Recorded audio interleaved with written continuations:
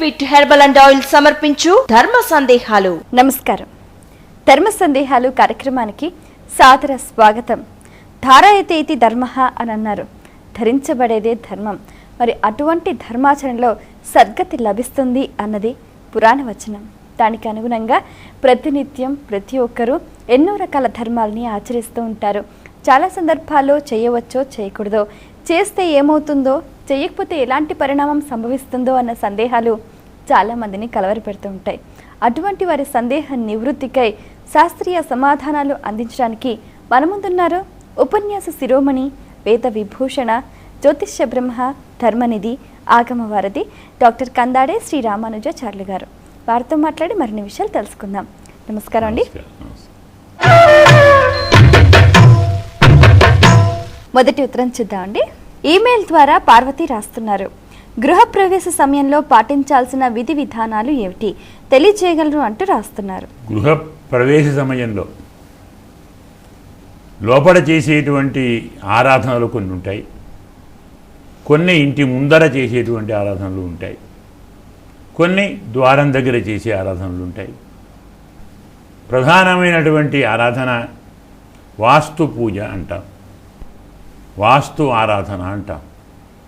అంటే మనమున్న ఇల్లు మనకు అన్ని రకముల సుఖ సంపదలను, సంతోషాలను, భోగభాగ్యాలను అందించాలి. ఎలాంటి ఆటంకాలను, విఘ్నాలను, ఇబ్బందులను కలిగించకూడదు. ఆరోగ్యప్రదంగా మనం ఉండాలి. అందులో ఉన్నంతకాలం 60 ఏళ్ళు, 50 ఏళ్ళు, 30 ఏళ్ళు, 20 ఏళ్ళు, మీరు ఎన్నేళ్ళు ఉంటారో అంతకాలం ఆ ఇల్లు మిమ్మల్ని భరించాలి. మీకన్నీ ఉత్తమమైనటువంటి కార్యక్రమాలు చేయాలి. అంటే ఏమిటి? ఆ ఇంట్లో ఎంత శుభ కార్యక్రమాలు జరిగితే అంత మంచి ఇల్లు అని. కొన్ని చోట మనం చూస్తుంటాం, ఇంట్లో చేరినప్పటి నుంచి రకరకాల ఇబ్బందులు ఏర్పడతాయి. ఎప్పుడు బయటికి పోదామని ఆలోచిస్తుంటాం. కట్టుకున్నది ఎందుకు బయటికి పోవడానికే. కాబట్టి స్థిరంగా ఉండాలి, సుఖంగా ఉండాలి, సంతోషంగా ఉండాలి. అంతేగా సంతోషంగా పెరగాలి. మనతో ఉన్నటువంటి మన కుటుంబ సభ్యులు కూడా ఈ గుణాలతో ఉండాలి.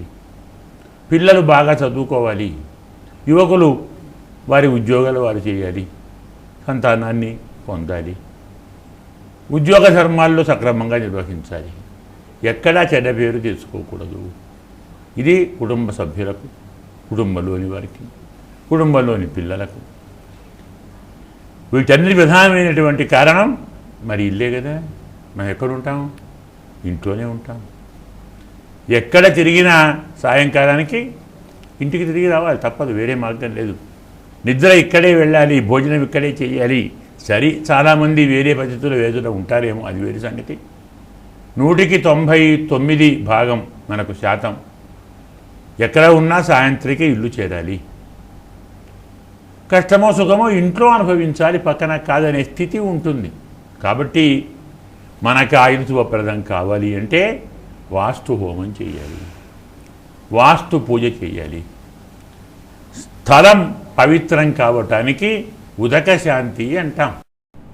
ఆ ఉదక శాంతి మంత్రాలను బాగా చదవాలి. ఇది ప్రాథమిక కార్యక్రమం. దాని తర్వాత మనకు తెలియకుండా ఇంటిలో ఏవైనా దోషాలు సంక్రమించాయని అనుమానం వస్తే అలాంటి అనుమాన నివృత్తి కోసం 2 పనులు చేశారు. ఒకటి ప్రధానమైనటువంటి పని సుదర్శన హోమం, మరొకటి లక్ష్మీనారాయణ హోమం. కొందరు లక్ష్మీ గణపతి హోమం అంటారు. ఏ హోమం అయితేనేమి భగవంతునికి సంబంధించిన హోమం చేయాలి. నవగ్రహాలు అనేటువంటివి కొంతమంది మనం చెప్పుకుంటూనే ఉన్నాం, అందరూ చేసేటువంటివి కావు. ఎందుకంటే ఏకాదశస్తే గోవిందే కింకుర్వంతి నవగ్రహ.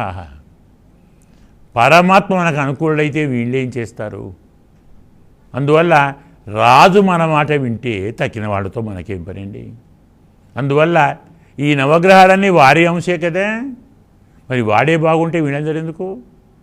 కాబట్టి స్వామి ఆరాధన చేయాలి, స్వామి హోమము చేయాలి, సహస్రనామ అర్చన జరపాలి, సహస్రనామ పారాయణము చేయాలి.